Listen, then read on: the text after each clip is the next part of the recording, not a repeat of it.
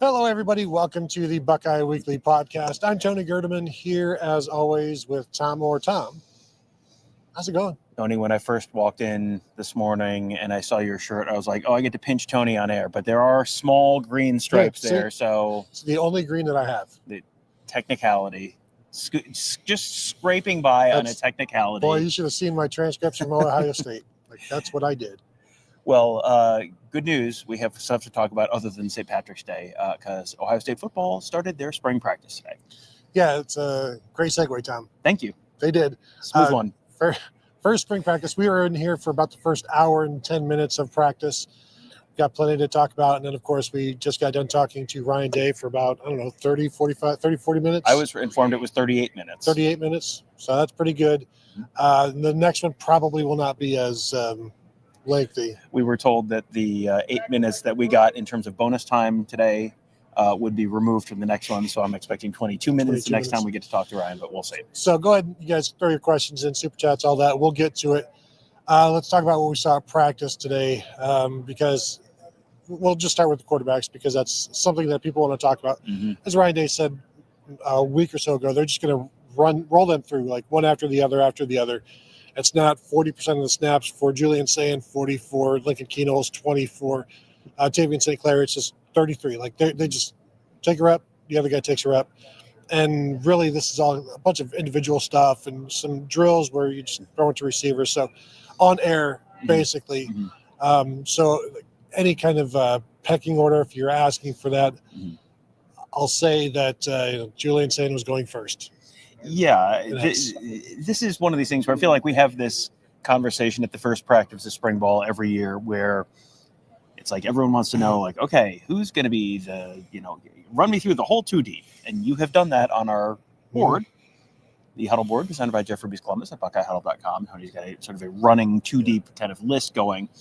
But the first practice of spring is always much more about, hey, what do the new guys look like? And it's just sort of getting a data point on, okay, where are guys right now? And then when we see them again, we'll be back in on Wednesday, and then we'll see them again later in the spring. When we see them later, what has changed? Because right now, a lot of the new guys are going, even the transfers are repping further down the depth chart than you would normally expect, because it's just sort of like, okay, this is the first time you've come to an Ohio State football practice. So you're sort of figuring stuff out, and you've got guys going in front of you to show you the proper way to do that. That's probably a little bit less of a thing this year, just because, as Ryan Day talked about, they had the benefit of having a lot of those new guys, whether the transfers or the true freshmen, going through the college football playoff process with them, where you had guys in practices heading into the Tennessee game, and then more guys heading into practices in the Rose Bowl, and then more guys throughout the kind of the playoffs as they sort of were able to enroll, and that sort of gave these guys a little bit of a head start. Yeah, even Ryan Day talking about C.J. Donaldson running with the scout team against a couple of the playoff opponents, the West Virginia transfer running back. So this is all just very basic learning, and as he said today was about just getting guys moving, which sounds more like a T-ball practice, number one. I was going to go a very different direction and just say like those senior citizens with like the aqua aerobics where they have like the 2-pound weights, it's just kind of like, all right, you all had spring break. We know what spring break was like. So probably less so for Ohio State football players than for us, but you have, you sort of, okay, now you're sort of getting back into the swing of things. They just did mat drills. They did a couple days of mat drills. They did all the, the winter workouts, all that kind of stuff. So, these are all guys who have been, this is not like they've been sedentary since they left Atlanta on January 20th. But it's just sort of getting guys into the swing of things and getting guys into new roles. And that's, that was true even in the team meeting room. That was something that they did. I thought that was really interesting. Yeah, Ryan Day talking about the team meeting they had the day of the championship celebration. And just so you know, like when in the team meeting room, like the seniors, the leaders sit up in the front row, and then just goes by seniority after that. That day at the team meeting, he has to ask the seniors to just move, get up out of your seats, and go on, get on out, get. And then the juniors and the younger leaders move down a seat and move towards the front row and just like said, it was kind of a ceremony of sorts. And And I'm sure it was, because now I'm in the front row, and that means something. And if it doesn't, then you're not going to be there long. Like, if it doesn't mean something to you, somebody else is going to have that seat. So this is part of that process of building the new leaders. And when you've got 3 quarterbacks who've never done it before here, like, that's also a process that has to really germinate, and it takes some time. But from hearing things and talking to people about the offseason, both Julian Sayin and Kienholz have done a good job with that. But throughout spring practice and the team rooms, the classrooms, all of these different things where all of these players have an opportunity to lead and be leaders. And it was James Laurinaitis, when we talked to them last week, talked about Malcolm Jenkins talking to the team, saying, be the leader of your class. Like, if you're a sophomore, be the leader of the sophomores. You may be in the 5th row, but be the leader of the sophomores. And Ryan Day even said this is the first year they're going to have them read a book on leadership. He didn't mention the book because he hasn't told the team yet.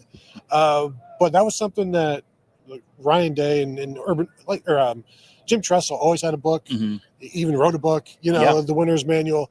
Urban Meyer would have books, and Ryan Day's never done that until now. And it's like, well, now it's time to do something different after winning it all, I guess. Yeah.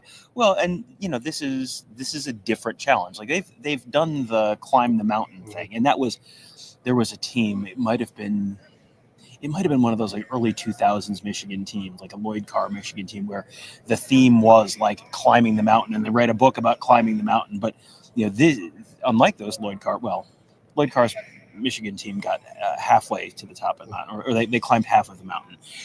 This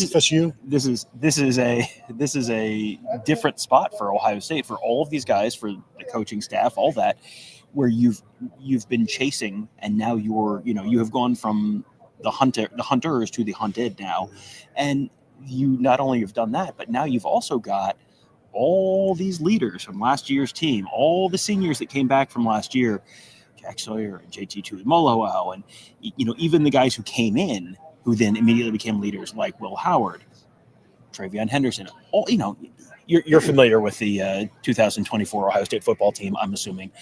All of those guys, they're all gone. So now you've got a lot of guys in new spots where these are folks who, as you said, guys are starting to sort of take on that role a little bit. But Ryan Day talks about it in terms of it's like a learned thing. It's just like practicing, getting up and talking in front of the team. It can be a little clunky the first couple times you do it, because you're not used to it. You could, you've probably thought through it in your head, but when you get up in front of a whole team of people, and it's like, well, when the guys last year did it, it was really good. And then this year, like, well, now it's my job. And when he was asked about like who are the team leaders, he's like, who they are. And the only one that got like specifically asked about later, which was like, that's probably kind of the free space on the bingo card, was Sonny Styles. But you've got a lot of these sort of veteran guys now who now have been around for a few years, who you go through the different units, and it's like, okay, I bet I can tell you that, the veteran guys who played a bunch last year on the offensive line, I'm going to guess they are the leaders in that offensive line room. There are quite the rooms like where the running backs, where it's congratulations, sophomore James Peoples, you are the one who has been here the longest. You and Sam Williams-Dixon, and Lincoln Kienholz has been here the longest of the quarterbacks, but it's his 3rd year, and he's really, really taken like almost one game worth of meaningful snaps. That was in the Cotton Bowl a couple of years ago, and that was kind of a break glass in case of emergency situation. So he hasn't had to go into a game being the quarterback who's the leader. So this is kind of new for all of them, and it's going to be a process for all of them. We always talk about with these early practices, like making assumptions based on where guys are lining up or what row they're in. So like when they're doing the getting ready for the jogging and stuff, it's like you're looking at the front line is all leaders. It's like Kenyatta Jackson, Sonny Styles, Arvell Reese, Caleb Downs, and 3 or 4 of the offensive linemen.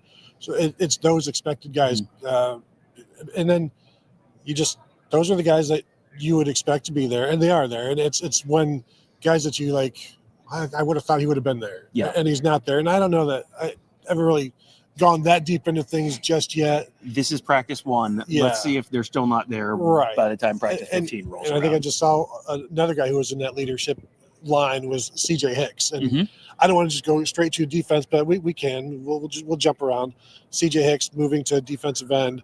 Ryan Day had some good things to say about him. How he's got excellent burst, can get skinny, get around the defense or the offensive tackle. And when we talk about moving positions, the player always has to be for it. And it's usually the coaches coming to them. Like this one, I think was the opposite, where the player went to him, but he's all for it. Mhm. And the fact that he was running with the twos and the ones a little bit that we saw. But this is a guy that clearly this is what he wants. This is what he's been wanting. So he's one of those guys that we're all going to be watching this spring. He was initially like my first guy that I wanted to see before they confirmed that he was moving. So it's like quarterbacks, CJ Hicks, and then whatever else happens. But he's a guy that I expect to have a very good spring. Yeah, this is something where I think for years we've been talking about the fact that, like closer to the line of scrimmage. We talked about that with Sonny Styles, and he has moved closer to the line of scrimmage, and you've seen really positive results. And CJ Hicks, it has felt like closer to the line of scrimmage is probably where he ultimately ends up. And now he's finally there. And this is, there were not a lot of snaps there last year. So you sort of understood why you didn't necessarily make the move last year. This year, there are plenty of snaps. There, you've got Kenyatta Jackson, you've got Caden Curry, and then what? And there's Logan George. You saw him working with the twos, a transfer from Idaho State. But there's not a lot of guys who have proven they can do it at this level, and so that's a real opportunity. This is as congratulations. Here is the open door. Now it's up to you to show you can walk through it this spring. Day one individual drills. I'm not at the point where I'm like, let me share my evaluation of how it all went. But you can see the opportunity there, and I think you can see that everyone sees that like this is probably where this needed to end up. Yeah, and really, there's not going to be a lot of ability to tell because there's not going to be a lot of pads this spring, so that changes everything. Ryan Day did say like CJ Hicks has a lot of power for not being a typically sized defensive end at Ohio State, but you're not really going to see what he can do until fall camp and then the actual games, because again, you can't hit the quarterbacks to begin with. So I don't care if you can get 8 sacks in the spring game that way. You've got to be able to bring the guy down. And that's something that he had some issues with last year. So I'm just interested to see how it goes, because this would be a very good final a send-off for him as a senior this year. And if they can get something out of Logan George, who was like 6'5", 259 according to Idaho State, and is now 6'4", 248 at Ohio State. I think it's that lower altitude. You get when you get closer to sea level, it's like an inch today because we had an earlier roster. The latest roster has him at 6'4". So, but overall, and I guess we can talk about some of the other transfers that we've seen, because you had Ethan Onyanwa and Philip Daniels on the offensive line. Ethan Onyanwa will start out at left tackle. He was with, I think, the threes, because he was not in the first 2 groups, and that's pretty typical of the transfers. Even Max Clair was with threes during some drills. He was with like the 5s in some drills, just still learning. CJ Donaldson was with the 1s and 2s, mostly with the 2s. Again, we say this, just know it is all very this is all a data point that is mostly useful for comparing it to it later. I don't want to spoil anything. Max Clair is not going to be with the running 5th in line with the tight ends in 3 weeks. This is just kind of, this is always the day. I think of this as like the Garrett Wilson day, or the Justin Fields day, or the Jeremiah Smith day, where there's a little bit of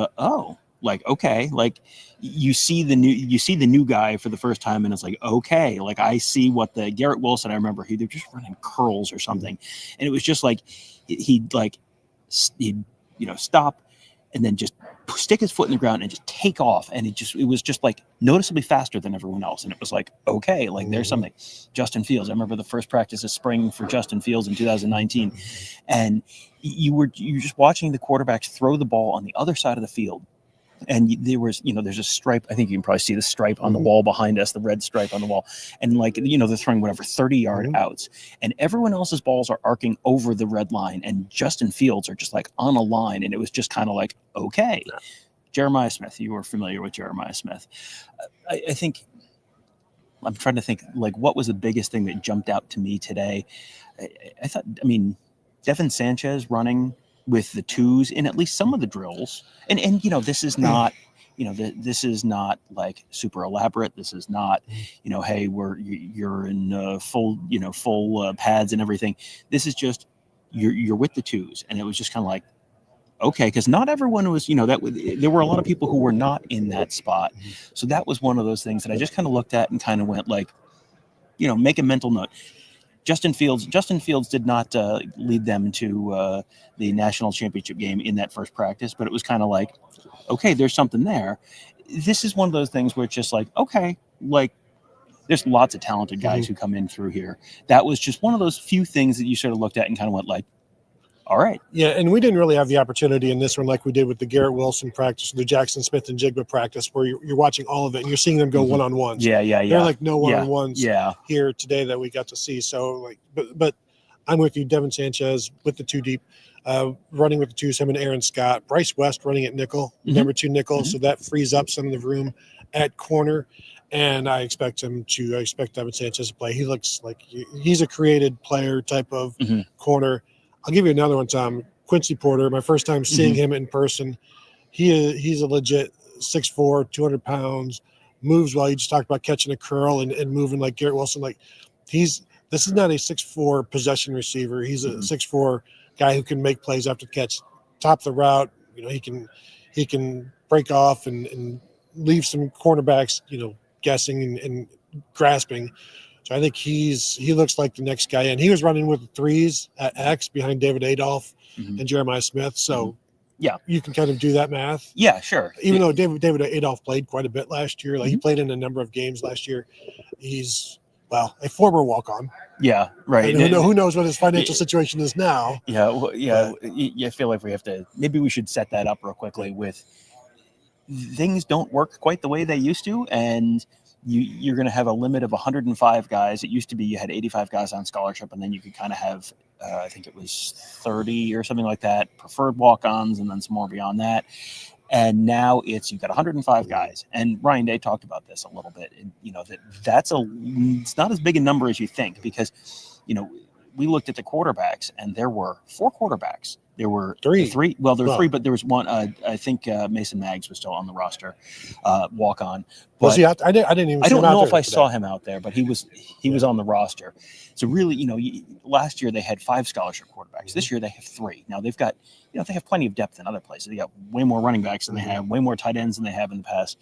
But it's just the numbers are a little different, and the conversation around a lot of the stuff's a little different, because it's like what it used to meant to be a scout team player is not necessarily what it means to be a scout team player now, because there's a lot fewer guys to be on the scout team. So there's a lot of this conversation, and I'm sure we're gonna talk about walk-ons at some point this year, and it's gonna be like, put $1 in the jar. That's not a thing anymore. Yeah, former walk-on, I guess. Yeah. With that need of the 105 roster, Ryan Day talked about you have to have versatile players, which is one of the reasons Austin Sierveld is opening up at left tackle right now. They know he can play guard. And they've seen him play tackle. They want him to play some more tackles. He was with the ones at left tackle. Luke Montgomery he's going to be your left guard, I would assume, since he closed so well. He started the last 2 games, and famously they won those last 2 games. I would expect him to continue doing that, but they also want him to play some center.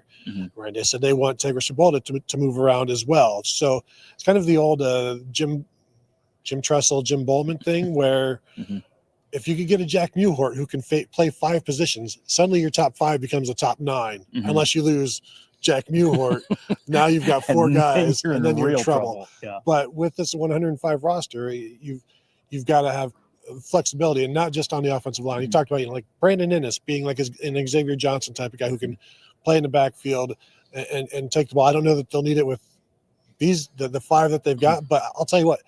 If they're down to, if they lose their top 2 guys and they have 3 freshmen, Brandon Innes is going to be carrying the ball. Or I almost said Caleb Downs, but they're going to figure those things out. And they've got a number of wide receivers.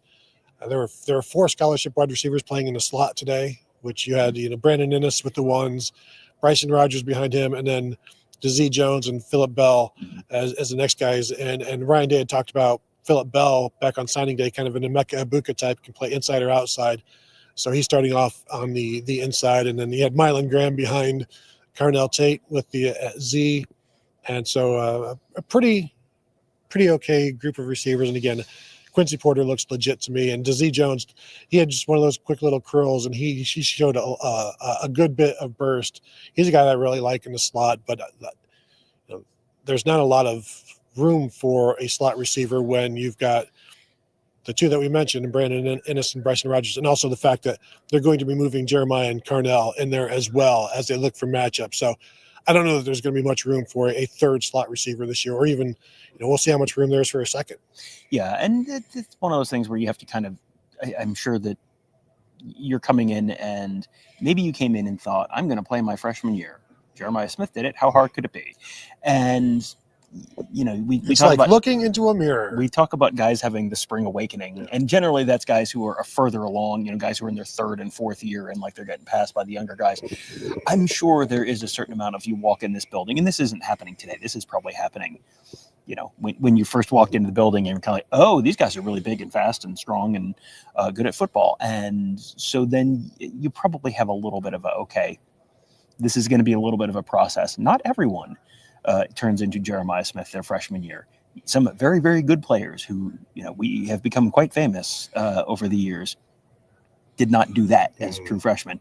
I had forgotten about the Jackson Smith and Jigba practice number 1, but you're right. That was a really good one. That was the one practice right before the world shut down in 2020.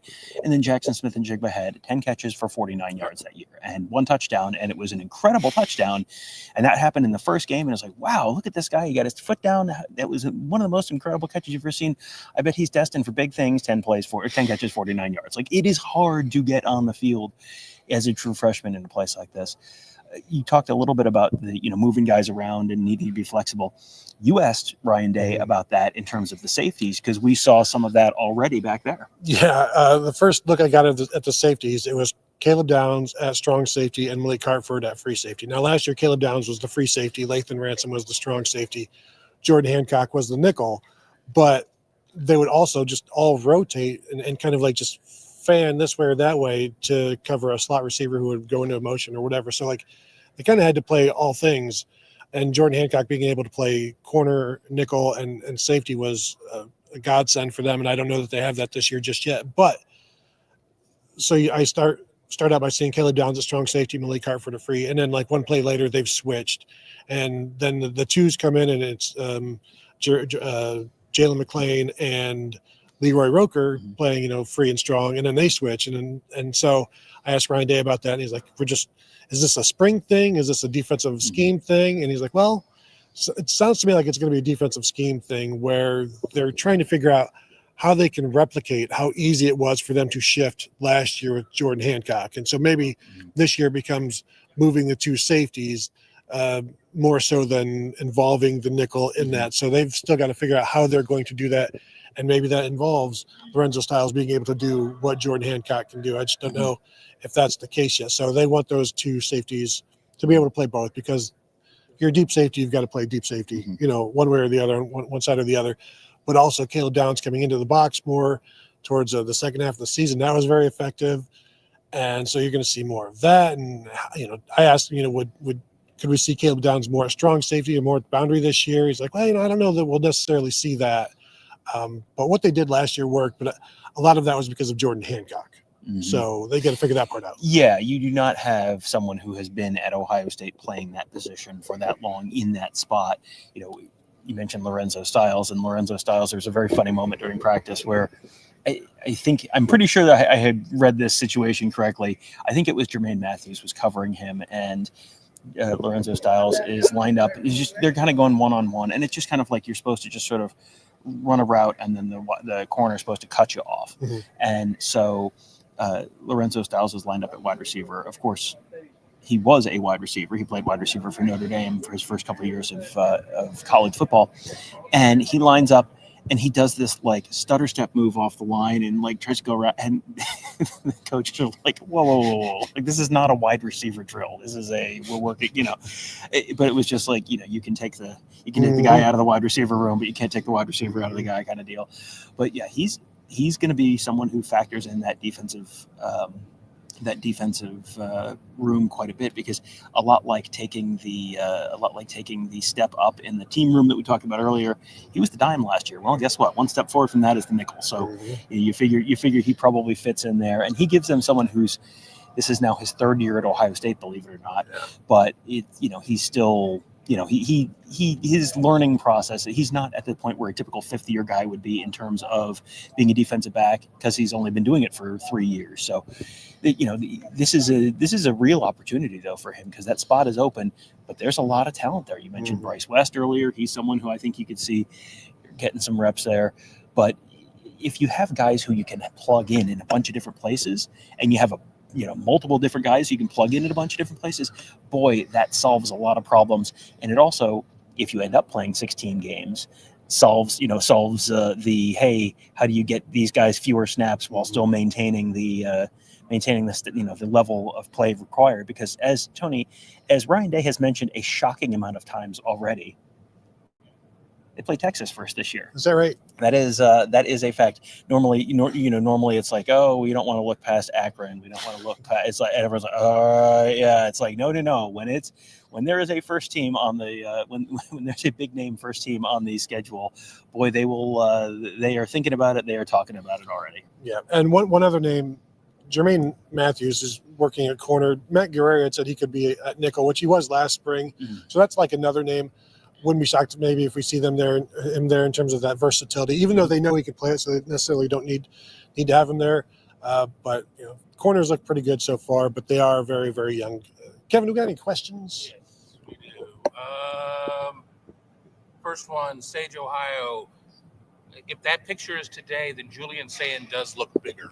Yes. So the thumbnail picture, the thumbnail picture is from today. It is a real picture. I think people thought like I had painted it like Leonardo da Vinci. This is one of my favorite things about the first practices of like the first week or so of spring ball. The sun is at a low enough angle that it comes straight through the window, and you get these shots where it looks like heaven itself is reaching down and anointing whichever player has the glinting of the sun off of their helmet or whatever. Julian Sayin does look bigger. He looks shinier, but he does look bigger as well. Yeah, no. He's still listed at the same 6'1", 203, but those heights and weights have not been updated. Yeah, he looks like he's been in the weight room, and ball looked good today. Like, I mean, again, they're just throwing to each other basically. Right. So, they're throwing against air. The whole point of today was basically get guys comfortable, get guys feeling like, because you saw some of the freshmen kind of, getting coached on like really rudimentary stuff. Because it's like, well, you did it this way in high school, but we do it a little differently here. And, so this is very much like you said, get people moving, but get people comfortable, get people ready, so that then it's like, okay, now you know how to do it. Now we can, you can sort of progress from there later this week and then next week. Kevin? From Robert Howard. Does Devin Sanchez lose his black stripe this week or next? To me, that is the only question. I don't see it going past week 2 of the spring. Does Devin Sanchez lose his black stripe this week or next? Yeah. Look, there's 3 practices this week and then 4 next week. Mm-hmm. They're not doing enough at this point to lose them that early. Like last year, Jeremiah Smith lost his, was it practice 4 maybe? The earliest of all time. Yeah. So I think, and this is going to be a little bit of a process. Like if whoever loses their black stripe this spring, period, full stop, whether they're the first guy or the third guy or only one person does it, like that's your big tell. Is this is someone who has come in and is like ready to go immediately. I was just checking, and I'm very disappointed to see that you had him. You did have the first overall pick in the black stripe draft, and you did not screw it up this year. So good job by you. Last year I courageously picked Jeremiah Smith first overall, and he was that one. Do you remember who I picked next, Tony? Last year or this year? No, this year. Did you start off with Tavien St? No. No, I do not. Quincy Porter. Every once in a while, we know what we're talking about. Yeah, I just don't know how much physicality there will be this spring to enable the black stripes to be removed as quickly as they have been in the past. Yeah, although we have seen stuff get physical at practices. I mean, I can hear still echoing in the back of my head, stay up, because, even if you're in shells and it's just like, just a jersey and a helmet, you're still like, they're still competitive. They're still really going. And so it gets physical. Like, we saw Jeremiah Smith was it the first practice last year, go up and like get one over Denzel Burke and Caleb Downs, I think. So like, yeah, that's, there will be opportunities, but I think don't look at Jeremiah Smith as the benchmark. Look at Jeremiah Smith as the insane outlier that he is. And he is not the measuring stick for anyone other than Jeremiah Smith. Don't use any type of bench anything when talking about Jeremiah Smith. No. Before we get to the next question, Tom, I will say, remember last year, the uproar about the handshake drills and the handshakes in the line? I did. So yes. There are some more new handshakes going on, and I was just making a mental note of it. And an OSU staffer came over and he said to me, "I think we did enough last year that people cut us some slack on the handshakes." Essentially, that like, is this okay now? Are people going to like relax a bit? Well, that reminds me of a great line from Ryan Day during the press conference. He was asked, basically like, you seem, I don't want to say you're not focused, but you seem a little more relaxed. And like before the question was done, he's like, "Oh yeah, I'm a lot more relaxed than I was towards the end of last." Yeah, you could say that. Yes. So yeah, I mean, that being said, that does not mean like, okay, take a gap year, go backpacking across Europe this fall. You don't need to learn. 7-6 this year. Yeah, no, that's been done before. That doesn't mean that the pressure is any different. It doesn't mean the expectations are any different. It just means like, once you've won a national championship, you're kind of, okay, like, congratulations, you're in the club. And the club is Paul Brown, Woody Hayes, Jim Tressel, Urban Meyer, Ryan Day. Once you're in that club, it's like, all right, like, you feel like, okay, I can have my own parking space right next to the door. Like, okay, now I've kind of earned that a little bit. That does not mean that you get to, coast off of that for 20 years, but you can take a little bit of time and go like, you know what? You got to the top. You're allowed to enjoy the view from the top of the mountain for just a little bit once you get there. He did say, "I wake up some mornings and almost forget that we won the national championship." Almost. Kevin. El Suzabo, Mylan Graham running with the twos. Yeah, Mylan Graham, who was running with the twos behind Carnell Tate.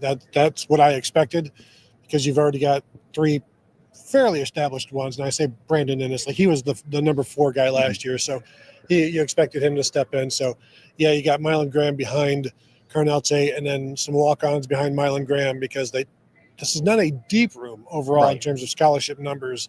And like I said already, they had 4 guys in the slot, scholarship guys. They're all scholarship guys, Tom. You know that. But you could see Phillip Bell playing inside or outside. And then they had Demarion Witten and Bod Penn Miller as a couple of other guys on the other side of X towards the back of the line. But there's still some developing going on for sure. Robert Howard, are we expecting Austin Serville to move over to left tackle primarily? So, first of all, Tony talked about this earlier and did not give himself credit. So I am going to do the thing that I hate to do more than anything in the world, which is say that members of BuckeyeHuddle.com, that was one of a number of things that you had reported a week or 2 back, like, hey, they're going to give him a look at left tackle. And, I don't know that I don't know that they know whether he's going to be staying at left tackle.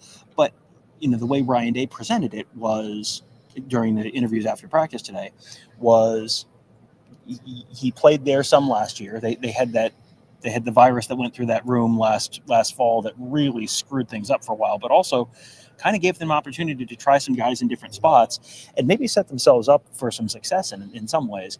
But he's going to be there for now. You're going to see how he does. You kind of know he can play guard. They have 2 other guards who they feel pretty good about. So if you can play left tackle and he turns out to be the best left tackle on the team, great. If not, that's okay too. You can do other stuff with him. But then if it is Ethan Onyeonwa who wins the starting left tackle job, and then he gets hurt at some point, we saw this last year. That happens with left tackles sometimes. Josh Simmons and then Zen Mahalski. And they ended up on left tackle number 3, who was a guard who they moved out to left tackle, who had played a little bit of tackle because of the virus stuff over the course of the summer. So, that I think I would not say I expect him to be the starting left tackle, but I think it's something that they're certainly looking at. And whenever we talk about the offensive line, what do we say?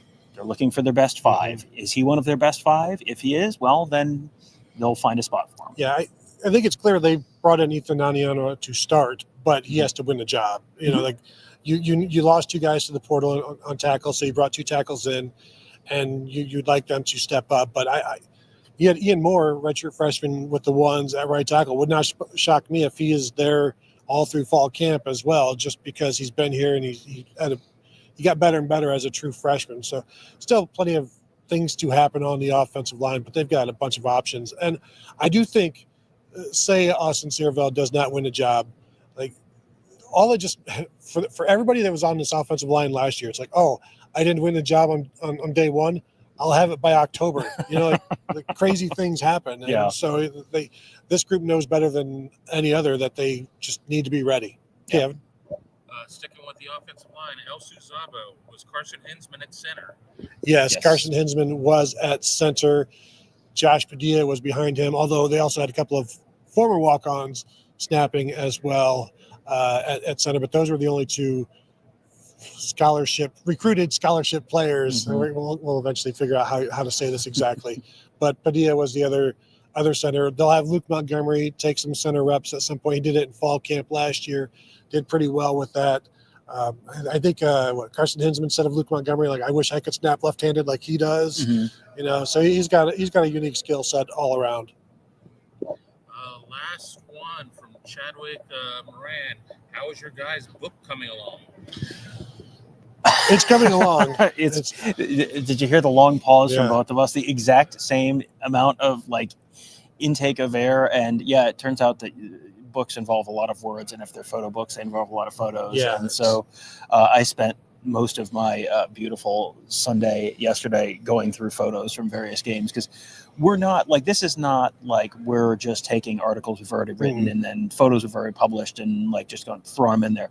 We're doing everything from scratch. So it's going to be Tony's writing 25,000 new words. Some of the words you've already written, such as Jeremiah and Smith, but you're going to be writing them in different orders. Smith, Jeremiah. I'm going through and I have photos cropped in certain ways, but I am going back through all the games and pulling all the photos, and this is tens of thousands of photos, and finding the best ones for all these different guys we're talking about, all these different games we're talking about, and remastering them is what they would say. Where I'm back in the studio, I'm remastering the album, re-editing, and George Lucas did that. Yes, George Lucas did do that. So if Disney wants to buy my photos for $3 billion and then ruin them, that's fine. I will be okay with it. No Jar Jars were harmed in the making of this book. So, all right, that will do it. We do better. Probably should get out of here. Got some training going on. Mm-hmm. If you could hit the thumbs up before you go, we'd appreciate that if you're watching live on YouTube or even the recorded version on YouTube. And, of course, you can find us on all of your podcast platforms of choice. Just search up Buckeye Weekly, search up Buckeye Huddle, search up Buckeyes Tomorrow Morning, Big Me Kickoff, Kevin Noon. Find us all there. So thank you all. And, of course, BuckeyeHuddle.com as well. First month, just $4.99. Sign up now, because we got plenty to talk about there on the Buckeye Huddle message board presented by Jeff Ruby's Columbus. So thank you all for tuning in, and we'll talk to you guys later.